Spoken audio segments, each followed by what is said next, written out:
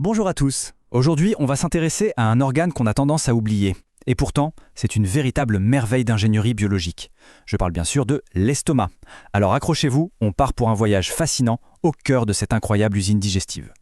On s'est tous déjà posé la question, non?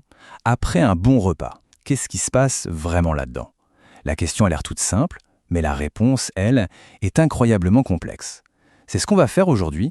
On va littéralement décortiquer l'estomac pour comprendre comment fonctionne cette mécanique de haute précision. Alors voilà, on va se lancer dans une sorte de visite guidée exclusive.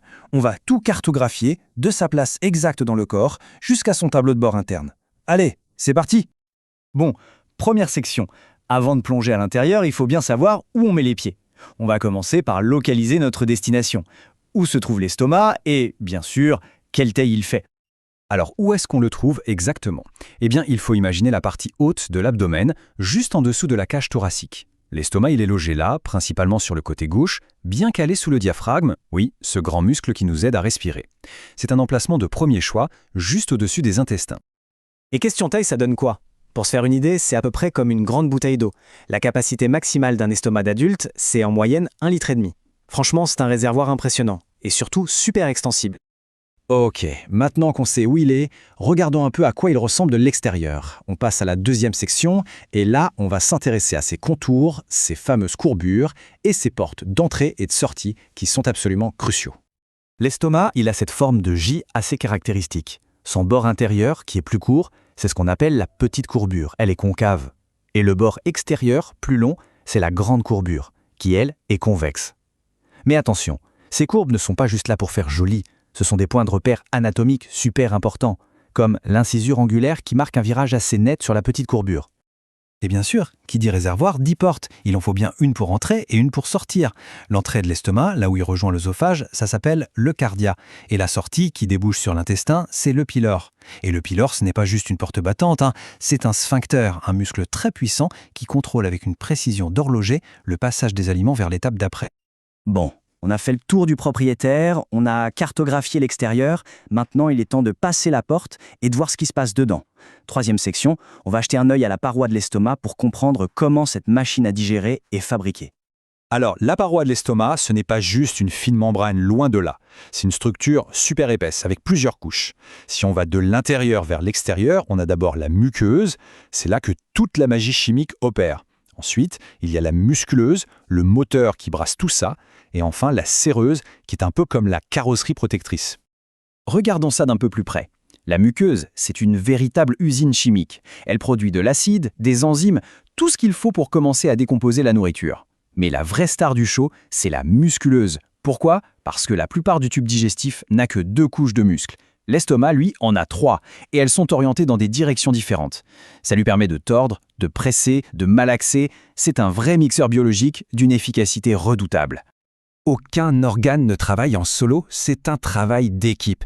Alors, on va prendre un peu de recul et regarder le voisinage de l'estomac. C'est notre 4e section, et on va voir avec qui il interagit, qui sont ses voisins directs. Alors, juste devant l'estomac, on peut dire que c'est un quartier très animé. Il est en contact direct avec le foie, avec le diaphragme juste au-dessus, et même une partie de la rate sur le côté. C'est un coin de l'anatomie où il y a beaucoup de monde. Et si on regarde derrière, ce n'est pas plus calme. L'estomac est collé au pancréas, au rein gauche et à la rate aussi. La relation avec le pancréas est super importante. C'est lui qui va fournir les enzymes, qui prendront le relais pour continuer le travail de digestion commencé dans l'estomac.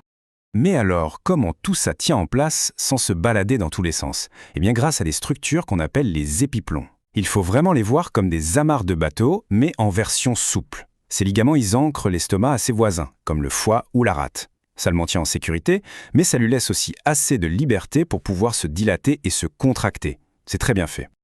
Allez, dernière étape de notre visite, on se dirige maintenant vers la salle des machines et le cockpit. 5e et dernière section, on va s'intéresser à ce qui alimente et contrôle tout ça, les vaisseaux sanguins et les nerfs qui permettent à l'estomac de fonctionner.